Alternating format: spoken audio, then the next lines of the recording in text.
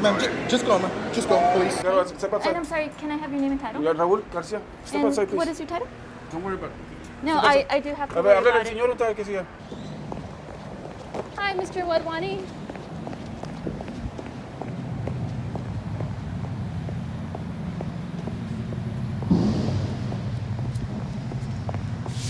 Sir?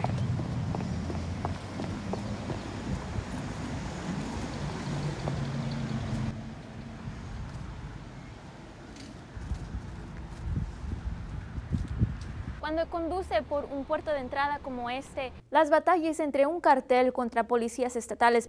This is Escobares in Stark County. Tomorrow, one of those expected to visit El Paso is the president. Carlos and his family arrived in Tamaulipas in July. They were separated, and Carlos ended up here. There's a 13% increase in Texas. Our survey showed 62 of the 100 immigrants. And we do not allow the cartel to control our streets. Según su archivo personal mantenido por la Comisión Policíaca de Texas, Cruz pasó. Plaintiffs, defendants, attorneys, reporters, we all need to come to the Hidalgo County Courthouse on a regular basis. The parking situation the way it is, we have to cross the street to get there, and this is a situation that we face all the time. We're waiting for the crosswalk symbol to light up so that we can start walking, and there it goes. The city of Edinburgh says that I have 7 seconds to make it from that side of the street to this side. Usually I'm a slow walker, I don't make it, I get stranded here in the middle, and now the traffic has a green light and they can start their way, and I'm just waiting to see what's gonna happen. Is someone gonna let me through, or are they gonna continue driving through? And it looks like right now this crowd is going to keep going. I'm in the western part of Rio Grande City, where just moments ago 3 suspects who lived a couple of blocks away ran up this road, including one naked man, jumped this fence, and 2 men hid inside that brush. The naked man hid inside this family's home. When Vite pulled up to the fields, his truck had an attached porta potty. According to court records, there was only one of these. Witnesses say 4 people got inside, then headed north. Border Patrol. 20% of these school districts had a steady decrease in enrollment for the past 5 years. We reached out to all of those declining school districts. 3 of them accepted our requests for an interview. White, unmarked passenger vans were sitting empty outside the McAllen Hampton Inn parking lot one midnight in mid-May. Highway cars, people, passing by without noticing what was by then an established routine. At 12:18 a.m., a local charter bus pulled in. Several adults got off and walked into the lobby. Moments later, they emerged with mask-clad teens wearing bewildered expressions and holding bags, following closely behind. On the way to the charter bus, the kids passed the white vans that belonged to MVM, a company contracted by ICE to drive children seeking asylum in the U.S. without their parents to hotels used as staging grounds. About 10 teens boarded the bus, now taking them to the next destination. For these tired travelers, like one Guatemalan teenage girl, the journey began a long time ago. She and her mom came to the U.S. border from Ciudad Juarez before the pandemic. Through the policy known as the Migrant Protection Protocols, they were sent back to Mexico to wait for the U.S. court hearing. For unknown reasons, they missed it. An immigration judge ordered they be sent back to Guatemala. But maybe there was another way in.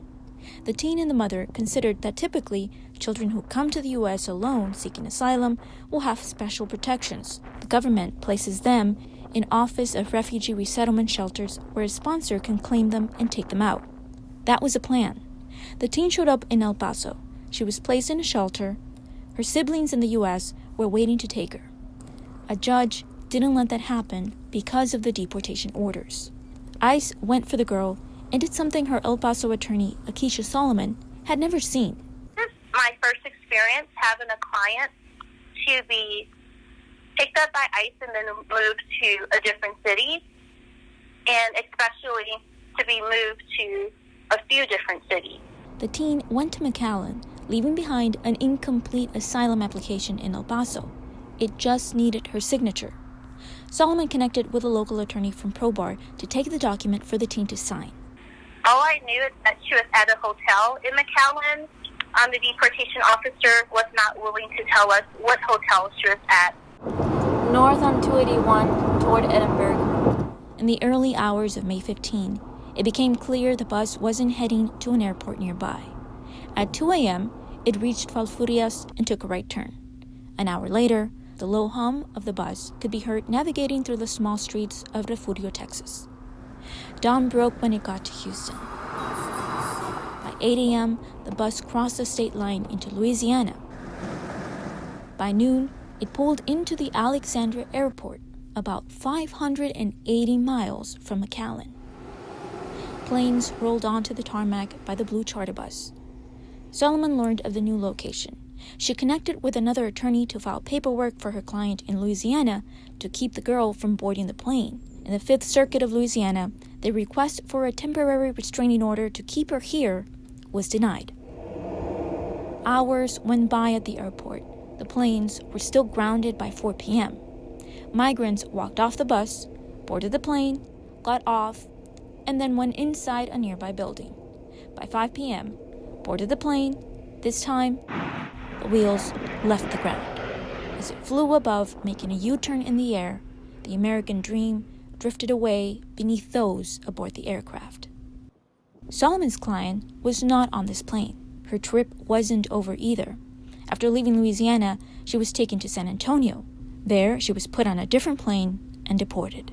Over a series of 12 days, my client was basically moved from El Paso to McAllen, from a hotel in El Paso to a hotel in McAllen, then a hotel in Alexandria, Louisiana, and then ultimately a hotel in San Antonio, where she was deported. This happened to lots of children, according to documents obtained by the Associated Press. Last Wednesday, they revealed this hotel is one of 3 used in a similar way. Altogether, in over 2 months, the hotels were used 200 times, with 123 of those times spent at McAllen's Hampton Inn. One child was held here for up to 19 days. After the story broke, an attorney with the Texas Civil Rights Project visited the hotel on Thursday. He was there to offer legal counsel. Instead, the lawyer was pushed back into the elevator. Get out! Get out now! Are you police? Don't worry about who you are. By 3 men who refused to identify themselves. ICE later confirmed the men worked for MVM, the van company hired by the government. As of today, the hotel's public relations team said the children, the contracted staff, and the vans are all gone. Valerie Gonzalez, Channel 5 News.